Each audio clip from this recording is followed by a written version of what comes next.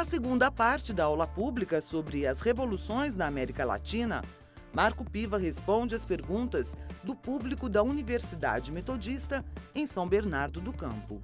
O que a Frente Sandinista poderia ter feito de diferente, adotado alguma outra estratégia para ter o apoio do público, para ter o apoio popular e não perder as eleições para a frente que apoiava a volta ao realinhamento com os Estados Unidos? A Nicarágua, ao mesmo tempo que ela representou um sopro de esperança e trouxe um movimento de solidariedade inédito naquela época, os movimentos sociais brasileiros, e disso eu pude participar muito diretamente, se organizavam, faziam coleta de alimentos, de roupas, para enviar para a Nicarágua.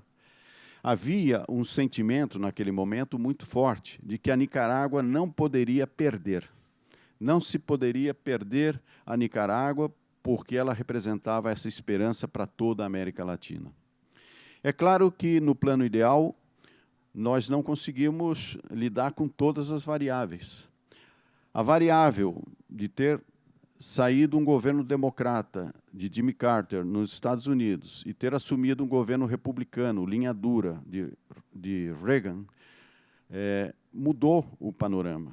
E depois, a Inglaterra, com a Margaret Thatcher, iniciando todo um processo de desmonte da estrutura sindical mais combativa da Europa, que era a estrutura inglesa, acaba gerando uma situação onde um país com muita dificuldade, muito pobre, não consegue lidar com isso apenas com a solidariedade internacional.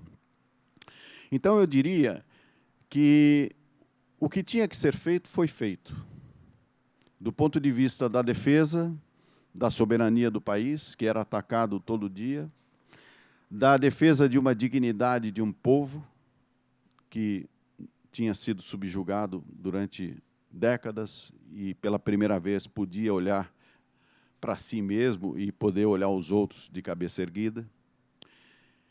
Ainda assim, isso não foi suficiente. Mas, como eu disse anteriormente, o mundo é uma dinâmica muito particular, a ponto dos sandinistas, mesmo com um racha, que teve um racha interno entre os sandinistas, houve a criação de um novo agrupamento que se dizia mais à esquerda, que foi o Movimento de Renovação Sandinista.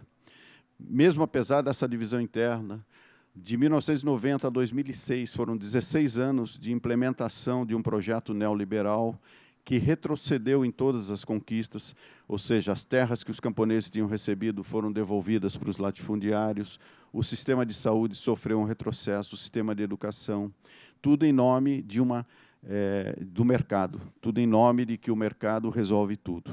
Então, todos esses retrocessos, na prática, fizeram com que a própria população, ainda que depois de 16 anos, enxergassem na Frente Sandinista uma alternativa, novamente. Mas aí já não uma alternativa a partir da luta armada, mas a partir de um processo democrático, que, como eu disse, talvez tenha sido o principal legado dessa revolução. É inevitável fazer uma comparação com o Brasil nesse momento em que nós vivemos, que também passamos aí por mais de 13 anos, né, de um governo popular e que, num determinado momento, também sai do poder, né, de forma abrupta, sai do poder e perde consideravelmente um apoio popular.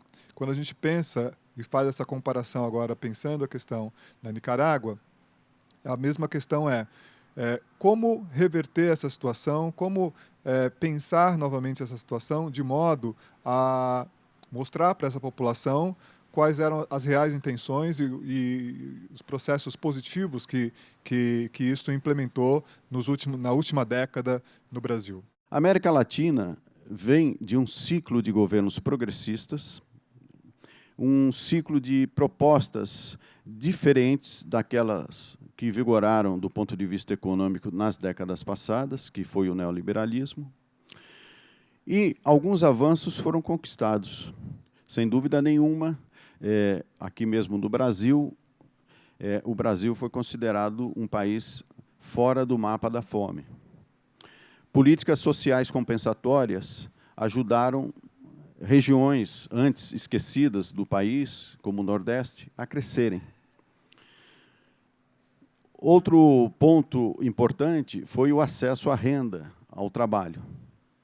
Agora, se a gente olha o Brasil de hoje, a gente fica com uma sensação de que tudo isso está voltando para trás.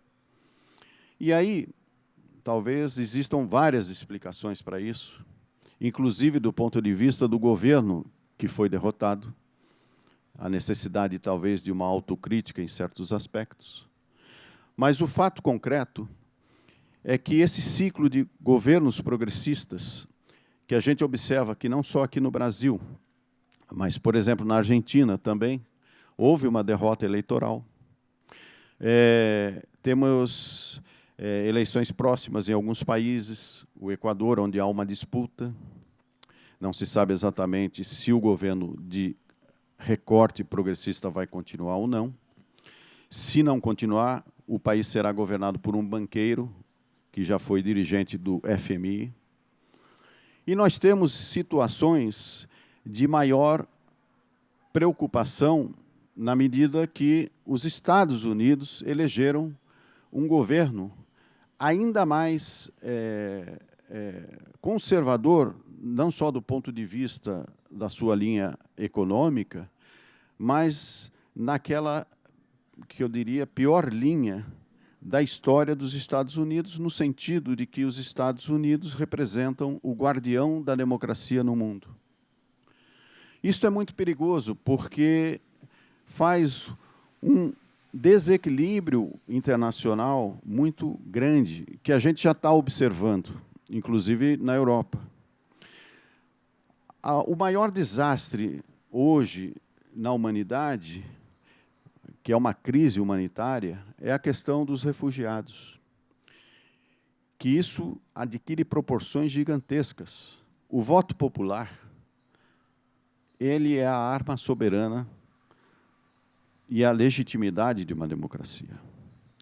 Quando esse voto popular ele é quebrado, você rompe a institucionalidade, a espinha dorsal da institucionalidade do país. E aí começa uma série de quebras sucessivas. Quando você pega uma presidenta eleita legitimamente, gostemos ou não, tenhamos votado nela ou não, e coloca num processo, no mínimo duvidoso, para fora, através do impeachment, dando ares de legalidade a isso, na prática você está mandando um recado para a sociedade. Qual é o recado? De que é o seguinte: aqui vale tudo. E não é à toa que nós vemos hoje um golpe atrás do golpe. O golpe, como assim muitos chamam, ele não é um golpe que se dá num dia e termina naquele dia. Ele é o início de um processo. Ou, melhor dizendo, o início de um retrocesso.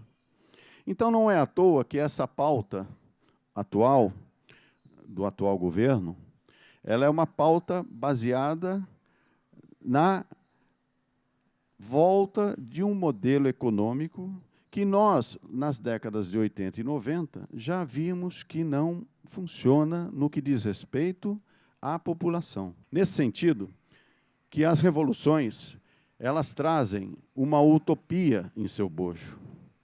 Nós não devemos ter vergonha de pensar nossas utopias e, mais ainda, de praticá-las. Seja no microespaço da família, do bairro, da universidade, seja no macroespaço.